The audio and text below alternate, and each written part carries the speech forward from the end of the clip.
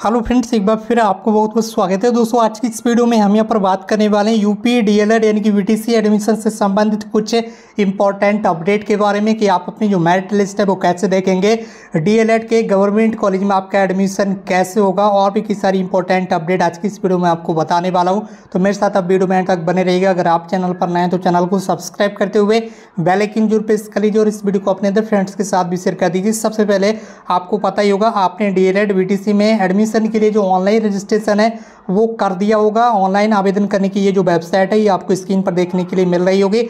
अगर आपने अभी तक ऑनलाइन रजिस्ट्रेशन नहीं किया तो जल्द से जल्द कर ले दिए।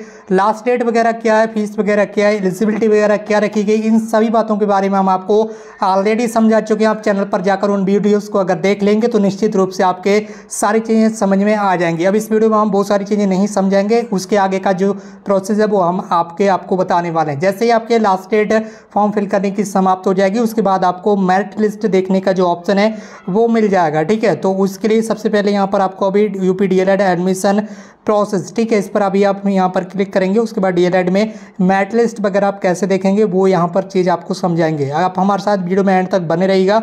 अभी जब हम यहाँ नीचे आएंगे तो यहाँ पर आपको एक ऑप्शन मिलेगा नो योर रैंक। ठीक है, क्या ऑप्शन मिलेगा? Know your rank. अभी ये ऑप्शन एक्टिवेट नहीं होगा। जब डेट आएगी नो योर रैंक को एक्टिवेट करने की, जब रैंक को देखने का समय आएगा तो हम बिना पूछे ही आपको बता देंगे। अभी हम आपको केवल ये दिखाएंगे कि ये चीज़ें कैसे होंगी, कैसे रैंक दिखेगी, कैसे आपको गवर्नमेंट कॉलेज मिलेगा। जब आप यहाँ पर अभी क्लिक करेंगे तो अभी यहाँ पर ये बता रहा है कि चेक शेड्यूल एक्टिविटीज क्लोज, लेकिन अभी यहाँ पर ये क्लोज है। लेकिन जब यहाँ पर ये ऑप्शन एक्टिवेट हो जाएगा अगस्त में, ये ऑप्शन जो है वो एक्टिवेट हो जाएगा आपको रैंक देखने के लिए। तो यहाँ पर आपको अपना रजिस्ट्रेशन नंबर इंटर करना होगा, अपना पासवर्ड और डेट ऑफ बर्थ वगैरह इंटर करना होगी। उसके बाद आपको जो रैंक है वो कैसे दिखेगी वो उसका एक नमूना हम आपको दिखा दें। जब वेबसाइट पर आप अपनी सारी इन्फॉर्मेशन फिल करेंगे तो आपको इस तरह से एक ऑप्शन देखने के लिए मिल जाएगा, यानी कि जो पूरा आपका डिटेल से ही ओपन होकर आ जाएगी। यहाँ पर ये जो रैंक लिस्ट है ये 2018 की है। आपको 2023 में सेम टू सेम इसी तरह से आपकी जो रैंक लिस्ट है वो भी देखने के लिए मिलेगी। यहाँ आपको रजिस्ट्रेशन नंबर, यहाँ आपका नेम, यहाँ फादर नेम, यहाँ आपकी डेट ऑफ बर्थ देखने के लिए मिलेगी। यहाँ आपकी कैटेगरी देखने के लिए मिल जाएगी। सब कैटेगरी अगर कोई होगी, स्पेशल कैटेगरी, तो वो यहाँ पर देखने के लिए मिल जाएगी। और आपका जो स्कोर है, ठीक है, ये आपको स्कोर देखने के लिए मिलेगा। और जो फाइनल मेरिट लिस्ट होगी, यानी कि आपका जो स्टेट रैंक होगी जिसके आधार पर आपकी काउंसलिंग होगी, वो स्टेट रैंक आपको यहाँ पर देखने के लिए मिलेगी। ठीक है, कब देखना है ये आपको अभी नहीं देखना है, ये आपको अगस्त में देखना है। ठीक है, हम बताएंगे जैसे ही आपको देखना होगी तो वो हम उस समय आपको लाइव चेक करके दिखाएंगे कि किस तरह से आपको चेक करना है। तो ये जो आपकी स्टेट रैंक है इसके आधार पर ही आपको जो काउंसलिंग है वो कराई जाएगी। जैसे कि यहाँ पर आप देख लीजिए, यहाँ पर जो स्टेट रैंक है वो 32,250 है। ठीक है, ये स्टेट रैंक है। कुछ स्टूडेंट्स की स्टेट रैंक 1 होगी, 2 होगी, 3 होगी, इस तरह से ये 4, 5, 100, ठीक है, 200, 1000, 2000, 10,000, 20,000, इस तरह से ये जो स्टेट रैंक है ये आपकी आगे चली जाएगी। अब ऐसे में आपकी काउंसलिंग कैसे होगी तो उसके लिए यहाँ पर पीएनपी की तरफ से पूरा जो नोटिफिकेशन है वो जारी किया जाता है कि कौन सी रैंक से लेकर कौन सी रैंक तक के अभ्यर्थियों को फर्स्ट फेज में काउंसलिंग कराना है। जैसे कि मान लीजिए पीएनपी की तरफ से नोटिस जारी किया गया कि रैंक 1 से लेकर 50,000 रैंक तक के अभ्यर्थियों को फर्स्ट फेज में काउंसलिंग यहाँ पर कराना है। तो अगर आपकी रैंक 50,000 के अंदर होगी, 1 से लेकर 50,000 के बीच में होगी, तो आपको फर्स्ट फेज में ही काउंसलिंग का मौका मिल जाएगा। अब मान लीजिए अगर पीएनपी ने बोला कि 60,000 तक फर्स्ट फेज में काउंसलिंग कराएंगे स्टूडेंट्स, तो यहाँ पर अगर आपकी रैंक 60,000 तक होगी 1 से लेकर, तो फर्स्ट फेज में आपको मौका मिल जाएगा। तो ऐसे में जितनी कम रैंक होगी, ये जो रैंक कितनी है 32,000 है, अगर यहाँ पर और ज़्यादा कम रैंक होगी, जितनी ज़्यादा रैंक आपकी कम होगी उतना ही ज़्यादा चांसेस होंगे आपको गवर्नमेंट कॉलेज मिलने के। ठीक है, ये चीज़ आपको डिपेंड करता है। ये चीज़ ऊपर मेरिट आपको डिपेंड नहीं करता है, मेरिट भी डिपेंड करती है, लेकिन मेन चीज़ आपकी रैंक है। रैंक आपकी कम होगी तो सबसे ज़्यादा चांसेस होंगे डीएलएड गवर्नमेंट कॉलेज में आपकी जो सीट्स की संख्या वो लगभग 8,000 के समथिंग है। तो आपकी जो अगर ओपन रैंक यानी कि जो स्टेट रैंक है वो 10,000 के समथिंग भी चलेगी, तभी आपको डायरेक्ट यानी कि गवर्नमेंट कॉलेज जो है वो मिल जाएगा आसान। तो दोस्तों ये तो अब आपको समझ में आ गया होगा कि रैंक वगैरह कैसे देखेंगे, और गवर्नमेंट कॉलेज जो है वो आपको इसी स्टेट रैंक के आधार पर मिलने वाला है। जिन स्टूडेंट्स की रैंक कम होगी, ठीक है, इस तरह से कम होगी, उनको पहले गवर्नमेंट कॉलेज जो है वो मिल जाएगा। ठीक है, किसी की 1,000, 2,000, ये ऐसे रैंक होगी। ठीक है, और आपकी मेरिट कैसे बनती है? ये मेरिट ऐसे बनती है जैसे कि 10th क्लास के मार्क्स ऐड किए जाते हैं, 12th क्लास के मार्क्स ऐड किए जाते हैं, उसके बाद ग्रेजुएशन, जिसे अंडर ग्रेजुएट कोर्स बोलते हैं। ये आपका कुछ भी हो सकता है, बीए हो सकता है, बीएससी हो सकती है, बीकॉम हो सकता है, कुछ भी अंडर ग्रेजुएट कोर्स जो कम से कम 3 साल का हो वो यहाँ पर हो सकता है। अब 10th क्लास में आपके कितनी परसेंटेज मार्क्स हैं, मान लीजिए इसमें 70% मार्क्स हैं।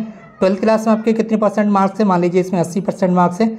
इसके बाद अंडर ग्रेजुएट कोर्स जो आपने बीए, बीएससी, बीकॉम, बीबीए वगैरह जो कुछ भी किया है उसमें मान लीजिए आपके यहाँ पर 50% मार्क्स हैं।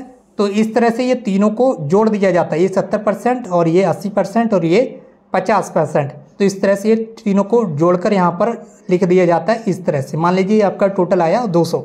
तो ये आपकी जो अभी मैंने वहाँ पर आपको दिखाया था ना मेरिट, वही मेरिट ये चीज़ यहाँ पर होती है।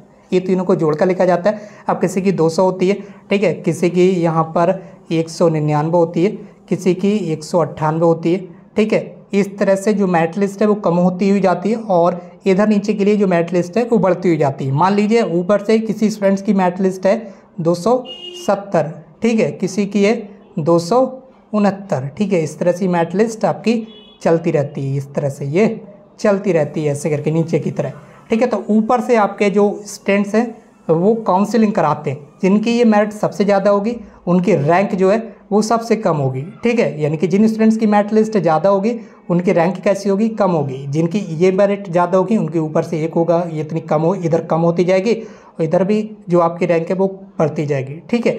तो जितनी भी रैंक आपकी कम होती जाएगी उतनी चांसेस आपके कम रहते हैं। अगर आपकी रैंक अच्छी है, मान लीजिए 1 है, 2 है, 3 है, 4 है, 5 है, इस तरह से लगभग 8000 के लगभग 10,000 के समथिंग तक है, तो आपको गवर्नमेंट कॉलेज मिलने के पूरे चांसेस रहते हैं। यहाँ पर आपकी मेरिट लिस्ट किस तरह से काउंट की जाती है वो मैंने आपको बता दिया है। 10th class plus 12th class plus graduation के जो मार्क्स हैं उनकी परसेंटेज को टोटल कैलकुलेट कर दिया जाता है और उसी के आधार पर आपकी जो मेरिट लिस्ट है, जो स्टेट रैंक है वो बनाई जाती है। आपकी जो काउंसलिंग है वो मेरिट लिस्ट से नहीं होती है बल्कि स्टेट रैंक से होती है। मेरिट लिस्ट के आधार पर ही आपकी स्टेट रैंक बनाई जाती है और स्टेट रैंक के आधार पर आपकी जो काउंसलिंग है वो कराई जाती है। अब कि अगर आपकी स्टेट रैंक अच्छी होगी यानी कि स्टेट रैंक कम होगी, जैसे कि 1, 2, 3, 4, 5, 6, 7, 8, 100, 10, ठीक है, 10 है, 100, 500, 1000, 2000, 3000, 4000, 5000, 8000, 10000, 12000, ठीक है, 10 से 12000 तक अगर आपकी स्टेट रैंक है तो आपको गवर्नमेंट कॉलेज जो है